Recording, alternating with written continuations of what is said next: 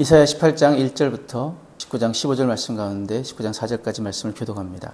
슬프다 구스의 강 건너편 날개에 치는 소리 나는 땅이여, 갈대배를 물에 띄우고 그 사자를 수로로 보내며 이르기를, 민첩한 사절들아, 너희는 강들이 흘러 나누인 나라로 가되 장대하고 준수한 백성 곧 시초로부터 두려움이 되며 강성하여 대적을 밟는 백성에게로 가라 하는도다. 세상의 모든 거민, 지상에 사는 너희여, 산들 위에 기치를 세우거든 너희는 보고 나팔을 불거든 너희는 들을지니라.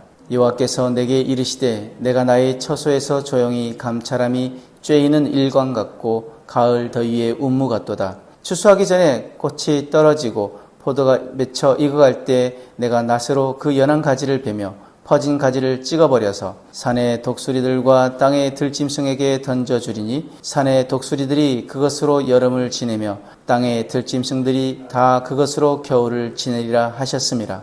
그때 강들이 흘러 나누인 나라의 장대하고 준수한 백성 곧 시초로부터 두려움이 되며 강성하여 대적을 밟는 백성이 만군의 여호와께 드릴 예물을 가지고 만군의 여호와의 이름을 두신 곳 시온산에 이르리라. 애굽에 관한 경고라.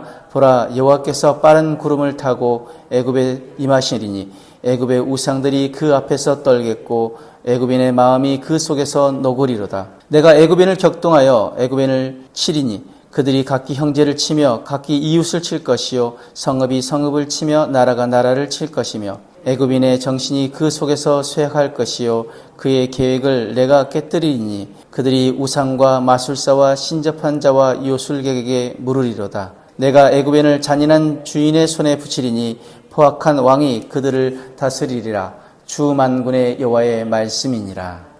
사람은 위기가 찾아오면 본능적으로 붙잡을 것을 찾습니다. 더 강한 사람, 더 많은 돈, 더 뛰어난 지식, 더 좋은 환경을 의지하려고 합니다.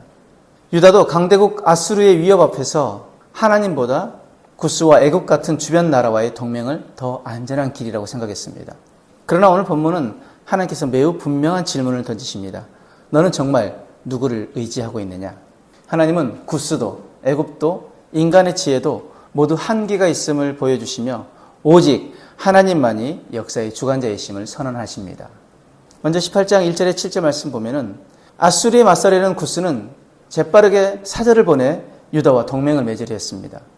사람의 눈에는 좋은 기회처럼 보였습니다. 하지만 하나님은 그 사절들을 돌려보내라 말씀하십니다. 왜입니까? 하나님은 인간의 저급함에 끌려 움직이시는 분이 아니시기 때문입니다. 본문에서 하나님은 뜨거운 햇볕과 가을 이슬처럼 조용히 지켜보고 계신다고 표현합니다. 사람들은 하나님이 침묵하신다라고 생각하지만 그 침묵의 시간은 무관심이 아닙니다. 가장 적절한 때를 기다리시는 하나님의 계획과 통치십니다. 그리고 아수르의 교만이 절정에 이르렀을 때 하나님은 수확 직전 가지를 베어내듯 단번에 심판하십니다. 우리도 기도하다가 이렇게 묻습니다. 왜 하나님은 아직도 일하지 않으십니까?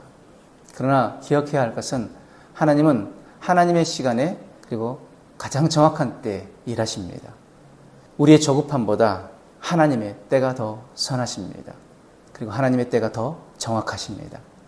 19장 1절에 10절 말씀 보면은 하나님은 애굽을 심판하신다고 말씀하십니다. 애굽은 강한 나라였습니다. 우상도 많았고 군사력도 있었으며 무엇보다도 나일강이라는 풍요의 원천이 있었습니다. 하지만 하나님께서 임하시자 우상은 떨고 사람의 마음은 녹아내립니다. 내부는 분열되고 나일강은 마르며 산업과 경제가 무너집니다. 애굽이 무너진 이유는 단순히 경제가 약화돼서가 아닙니다. 그들은 풍요를 주시는 하나님보다 풍요 자체를 의지했습니다. 창조주보다 피조물을 더 신뢰했습니다. 그래서 그 애굽이 무너질 거라 말씀하십니다. 오늘 우리도 마찬가지입니다. 직장, 재산, 건강, 인간관계 모두 귀한 선물이지만 그것이 우리의 안전이 되어서는 안 됩니다. 하나님보다 조건을 더 신뢰하는 순간 하나님은 우리가 붙잡고 있는 것을 흔드심으로 참된 의지의 대상을 가르치신다는 것을 우리는 잊지 말아야 합니다. 19장 11절에서 15절에 애굽은 당시 최고의 문명을 자랑했습니다. 뛰어난 정치가와 지혜자들이 있었습니다. 그러나 하나님께서는 그들의 지혜를 어리석게 만드십니다. 그들은 술 취한 사람처럼 비틀거리며 어디로 가야 할지 알지 못하게 될 것이라 말씀하십니다. 인간의 지식과 경험은 필요합니다.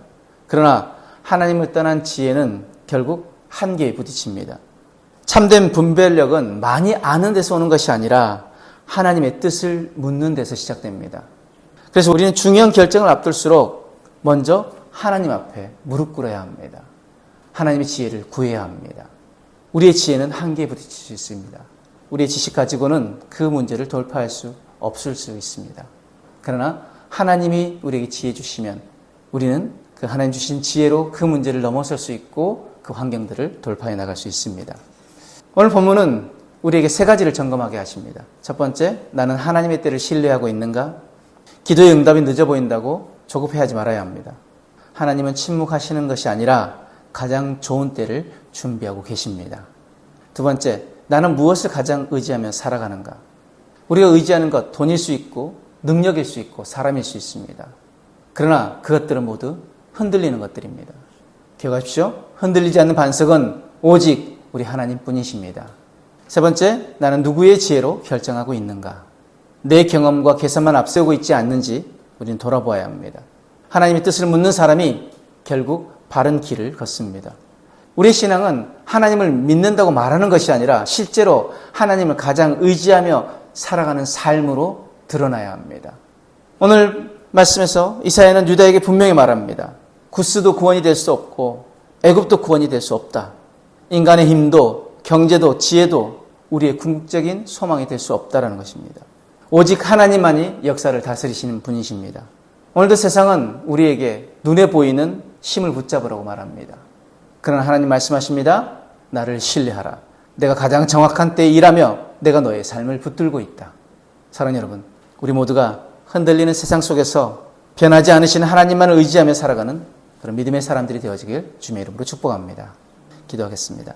사랑의 하나님, 눈에 보이는 힘과 조건을 의지하기보다 역사를 다스리시는 하나님만 신뢰하게 하여 주옵소서. 하나님의 때를 기다릴 수 있는 믿음을 주시고 우리의 지혜보다 하나님의 뜻을 먼저 구하는 겸손한 마음을 허락하여 주옵소서. 흔들리는 세상 속에서도 오직 주님만 붙드는 삶이 되게 하시고 우리의 삶을 통해 하나님만이 참된 구원자이심을 세상에 드러내게 하여 주옵소서. 오늘도 그 주님을 의지하며 나아가오니 주여 우리의 삶에, 우리 가정에, 우리 교회에 역사하여 주옵소서. 감사하며 예수님의 이름으로 기도드립니다. 아멘.